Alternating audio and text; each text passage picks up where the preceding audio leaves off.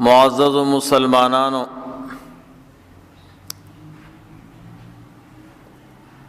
اللہ جل جلالہ دغی آیاتی کریمہ کے یوی واقعی تے اشارہ کئی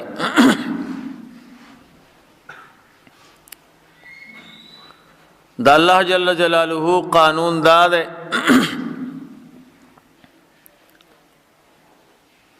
چکل یو حکم گرانی دا مسلمانانو دماغو کی نپروزی نو اللہ پاک دا حکم او داغی مسئلے وضاحت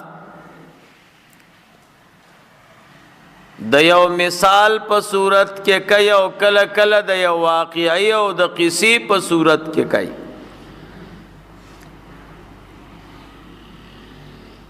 دا انسان طبیعت دا دے کا مسئلہ دیر امگران ہے او تاورتا مسئلہ پا صورت دا یو مثال یا واقعی او قصے کے پیش کڑا داغا پا ذہن کی غرزیں گی او دے پہ پوئی گی چیر یقیناً دا دغی مسئلے دغا مقصد دے نورونو یو مسئلہ داغا دادا چی دا دی زندگی نپس یو بل زندگی را روانا دا دا قبر زندگی دا میدان حشر زندگی دا التبا فیصلہ کی گی سوک با دوزخ تزی اور سوک با جنت تزی نو دا مرگ نا پس قبر کی جوندی کیدل میدان حشر کی را جمع کیدل او بیا چال جنت ورکول چال دوزخ ورکول دا انسان پا دماغو کی زکن پروزی چی دا زمانگا استاسو دا ذہن نا اخوا خبری دی زمانگا استاسو علم اغا طرف تا نزی منگو ای سڑے وفات شو قبر کے مخخ کو شل کالا دیرش کالا بعد قبر امروز پڑا باغی کی خور پرتی دی تش اڑو کی دی جنت کم دے دوزخ کم دے چہ دا انسان دا وخ خوری شی او خراب شی نو بیا بدی کسنگا روح راضی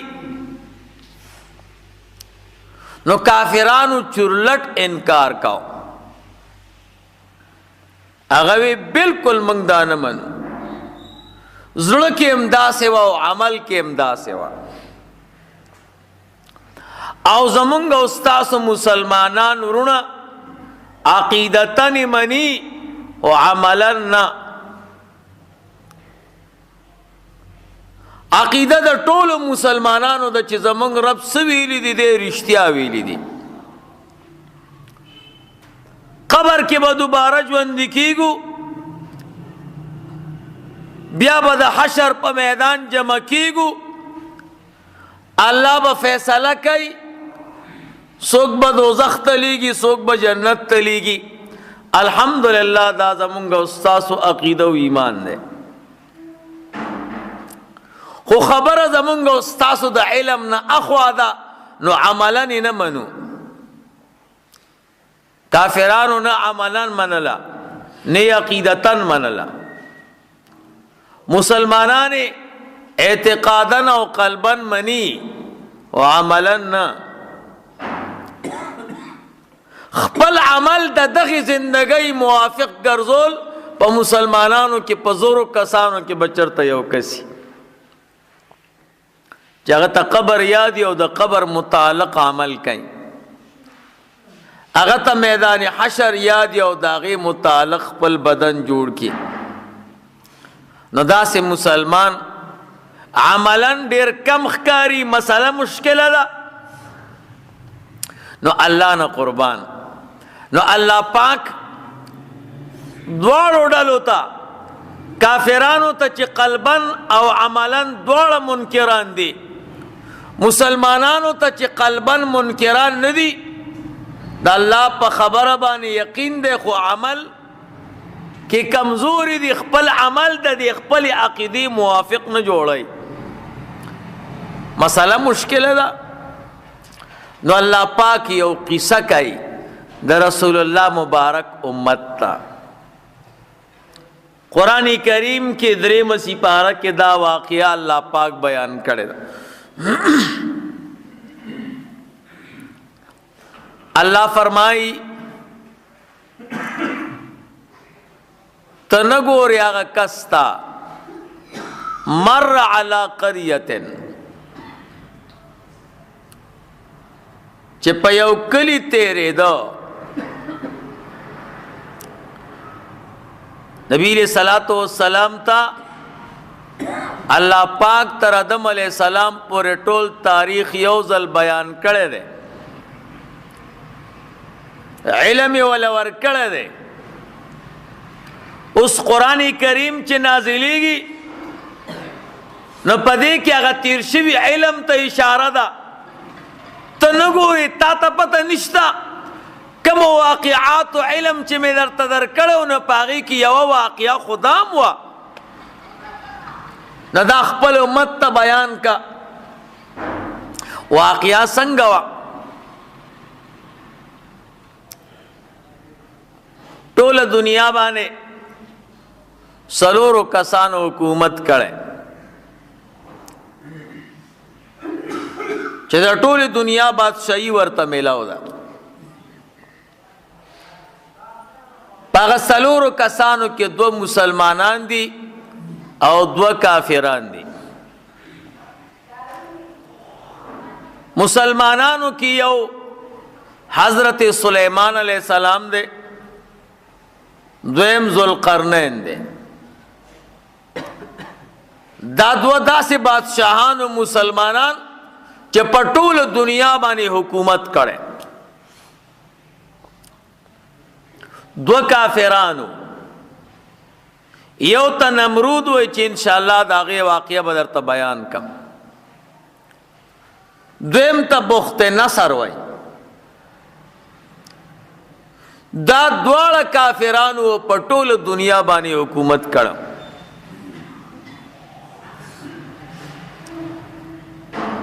بخت نصر یو ظالم بادشاہ تیر شوه، دا پہلا گورنرو د عراق، رستو بیا بادشاہ شوه. دے گورنرو د یو بادشاہ، داغه بادشاہ نوم د لهراسب.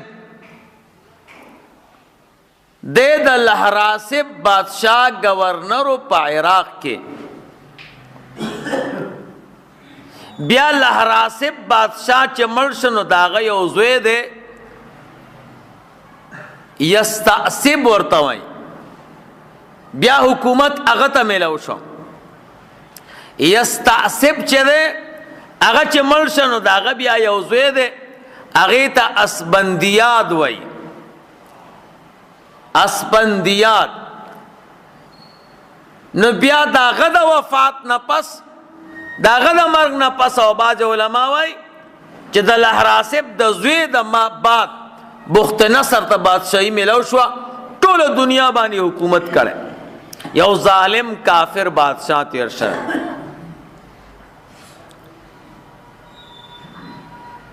نو د په بیت المقدس باندې حمله وکړه. دا واقعیا کومې کلی سره شوې ده؟ نو علماء پکې 3 قول وایي. یو قول دا د مشهور چې دا بیت المقدس و. دویم قول دا د بیت المقدس نه بهر د دجلی دریاب په غاړه باندې یو کلی و، هغې ته دیر هرقل وی. دا واقعه هغه دیر هرقل سره شوې ده. 3 نمبر قول دا دی چې دا نه بیت المقدس ته او نه دیر هرقل دی، بلکې دا هغه کلی چې تیر جمعه کې ما تاسو ته د هغې واقعه بیان کړې وه کم کلي باندې چې طاعون بیماري راغلې وه او زرګونه خلک د هغه کلي نه د یرې نه وتي و بهر ته نو دا هغه کلی دی خو عام مشهور علما وایي چې دا بیت المقدس دی دویم نمبر بیا صحیح قول چې دی هغه دا دی چې دا د بیت المقدس نه د دجلې په دریاب په غاړه دیری هرقل ورته وایي دا هغه کلی دی بہرحال دی کلی کی یا بیت المقدس والا یا دیری هرقل یا دغه کلی چې 80,000 کسان د دې کلی نه وتي او د طاعون او د وبا د بیماری د یرې نه بخت نصر راغې او په دې حمله وکړه ټول کلی وران کړ ټول کلی وران بعض علما وایي دا عزیر علیہ السلام بعض علما وایي چې دا ارمیا علیہ السلام دریم نمبر قول دا دی دا خضر علیہ السلام سلورم نمبر قول دا دی دا شعیا علیہ السلام سلور قول دی چې دا کس څوک بہرحال عام مفسرین وایي چې دا عزیر ابن شرخیہ علیہ السلام چې کله بخت نصر حمله وکړه بیت المقدس باندې بیت المقدس مکمل وران کا او داسې وران نه کا د بهر نه به خاورې را چلولې او د کورونو د پاسه به چولې تر دې پورې چې د خاورو دا کورونه د خاورو لاندې کړه یو غرې ته جوړ کا هغه ځای کې د کلي او د آبادۍ هغه نښه او نښې ټولې ختمې کړې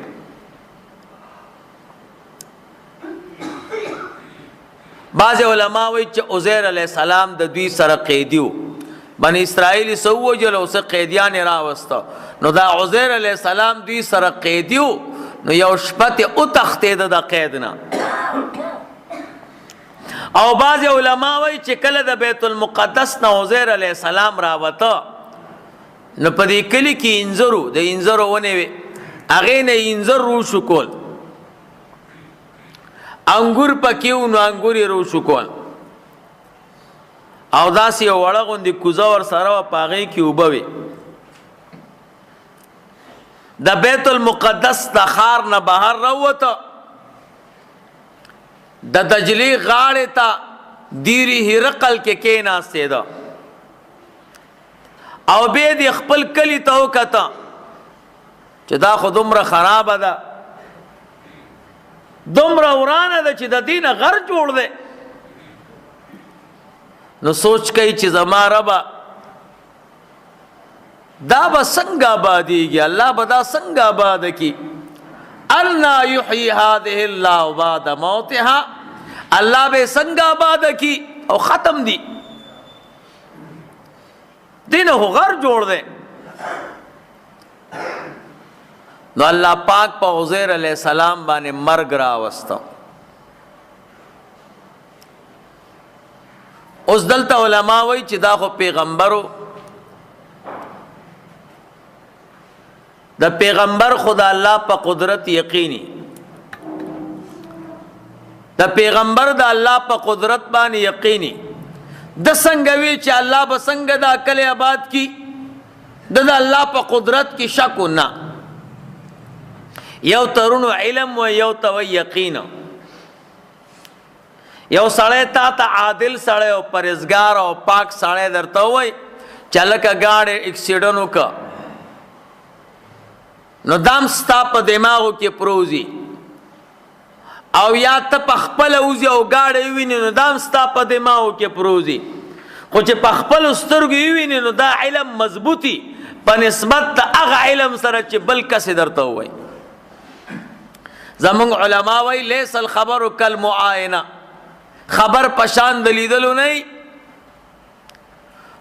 نو هر پیغمبر وای چې یې زما ربا ما خو ستا په خبره یقین ده زما پکې شک نشته، خو چې تی راته په سترګو وښې نو دا خبره به نورم پخه شي. دې ته مشاهدات وایي، شپږ یقینات مناطقه وایي. نو یو پکې مشاهدات دي، په سترګو یو څیز ووینې ډېر مضبوطي. نو پیغمبر چې کله سوال کوي نو د مشاهدې سوال کوي، داسې نه چې دی منکر دی. دی وایي چې الله به دا څنګه آبادوي. نو الله مړ که 100 کاله 100 کاله دی مړو،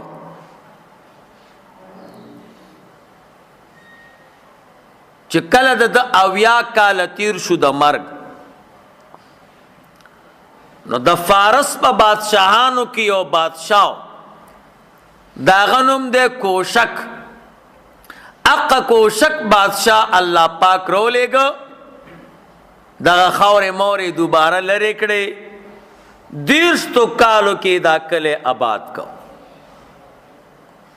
نو د 100 کاله برابر شو. نو چې د 100 کاله برابر شو کلی آبادو، آبادی وا انسانان پکې اوسېدو، او بخت نصر الله پاک مردار کړو، ټول بنی اسرائیل اخلاص شویو، واپس کورونه آباد کړو. د 100 کاله پس الله پاک ژوندې کړ. اوس تاسو به وایئ چې 100 کاله دی مړ پروتو، نو خلکو خخو ولې نه؟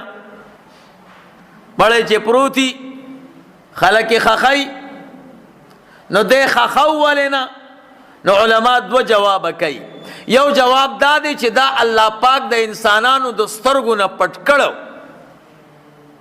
خلکو لیدنه نو چې ته یو مړی وینې نه نو څه به یې خښ کې. دویم جواب حافظ ابن کثیر صاحب کړی، وی دا په داسې ځای کې پروت و چې په دغه ځای باندې د خلکو تګ نه و، د چا پې لاره نه وه، عامو شاړو ته او کندو ته څوک ځي چې ضرورت یې نه وي. بهرحال 100 کاله دی مړو. 100 کاله پس الله پاک دا ژوندی کړ. دی چې وفات کېده نو د 500 کالو او ځوانو 50 کاله دومره بوډا نه وي، بعض علما وایي د 40 کالو. نو بیا چې 100 کاله پس الله پاک ژوندی کړ. دی چې مړ کېده نو سهار ټیم و، د نور خطو ټیم. بیا چې کله الله پاک ژوندی کړ نو بیا مازدیګر و. نو تپوس چې وشو څومره وخت دې تیر کړی؟ دا تپوس چا وکړ؟ نو د علماو پکې 15 قوله دي. عام مشهور قول دا دی چې دا تپوس ته الله وکړه، کم لبست څومره وخت دې تیر کړ؟ دویم نمبر قول دا دی چې جبرئیل علیہ السلام. دریم دا دی چې غیبانه آواز ورته وشو. څلورم دا چې یو پیغمبر ورته راغی. پنځم دا چې په بني اسرائیلو کې یو سړی و چې د هغه ته الله پاک دومره عمر ورکړو چې کله عزیر علیه السلام وفات کېده نو هغه ژوندی و، بیا چې کله دوباره دی را ژوندی شو نو بیا هم ژوندی و، اوږد عمر والا سړی و. نو هغه ورته وی کم لبسته، څومره وخت دې تیر که؟ یا ورته الله پاک وی څومره وخت دې تیر که، وخت دې څومره تیر که؟ د چوکته چې دا خو سار زه وده شوی ومه، اوس خو لا نور ولاړ دی، مازدیګر دی. و یو ورځ مې تیره کړه. بیا چې سوچ وکړه چې نه دروغجن نه شم، ځکه نور خو لا ولاړ دی. وی نه د ورځې څه حصه، ورځ خو هله به پوره کېږي چې نور پروزي. الله ورته وی نه، 100 کاله دې تیر کړي دي، 100 کاله دې تیر کړو. او تاوی چې دا کلی به الله څنګه آبادوي او څنګه به زرغونوي. نو وګوره تا سره چې کوم انځر و د کلي نه دې راشکولي و، وګوره انځر همقسې دي، خراب شوي نه دي. انګور وګوره همغسې دي، کوزه کې چې کم د سکا کوبه د سره وي همغسې دي. او خر ته دې وګوره، سورلی ته دې وګوره چې اډوکې اډوکې پراته دي. سورلی یو یو اډوکې جدا جدا پروتو. الله ورته فرمایل یو بل نظاره درته ښیم، ته دې اډوکو ته ګوره چې زه څنګه ژوندي کوم. اډوکې په خپله په خوځېدو باندې شو او غوښه پې چړاوېده، رو رو غټېده پخته یو پتون او یو سیز برابر شو، په خپله را روان شو. ده ورته کته جوړې د جوړ سره ولګېده. مکمل خر برابر شو او ودرېده او اواز یې وکړ. بعضې علما وایي چې دا د خپل اډوکي و. د 100 کالو کې بالکل خاورې شوی او اډوکې پاتې و. نو پهلې الله پاک دا سر روغ که، نو د دې سر سره خبرې کوي څومره وخت دې تیر که. نو دی ورته وایي یو ورځ. بیا وایي چې نور خو ولاړ دی دروغجن نشم. نه پوره ورځ نه ده، خو د ورځې څه حصه ده. الله ورته وفرمیل وګوره ستا خپو ته وګوره، ستا کلمو ته وګوره، ستا چجو ته وګوره، همداسې پراته دي غوښه پشتې وایي نه، وی ته دې خپل بدن ته ګوره. هغې باندې په خپله غوښه چړاو شوه او په خوځېدو شو، یو پخته یو اندام. ده ورته کته دي خپل بدن ته یو ځای کېده، یو جوړ د بل سره ولګېده او عزیر علیه السلام پوره شو ودرېده. اوس پېښ وې وی یا الله مخکې خو ستا د قدرت علم را سره و، اوس خو مې بالکل په ښکاره ولیده.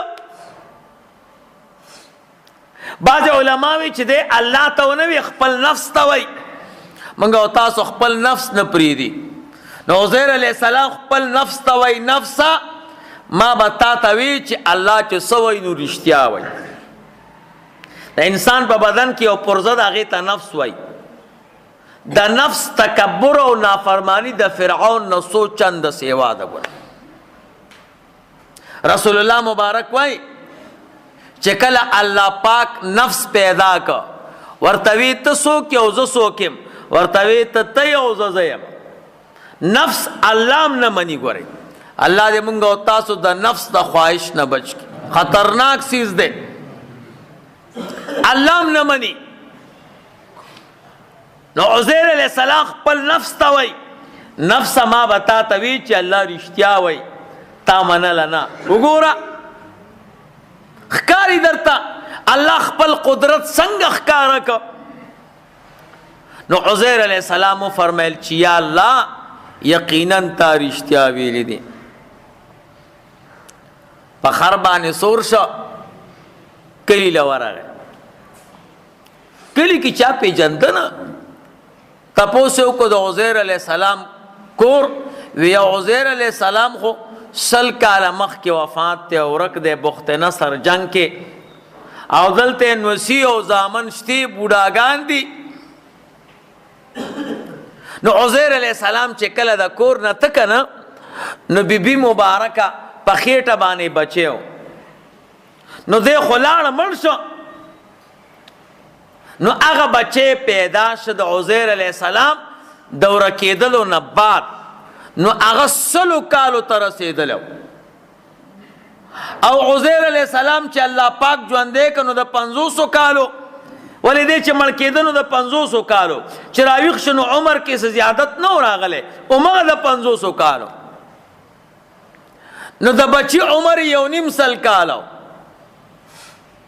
1.5 کاله، د بچي عمر 100 کاله او د عزیر علیہ السلام عمر 50 کاله.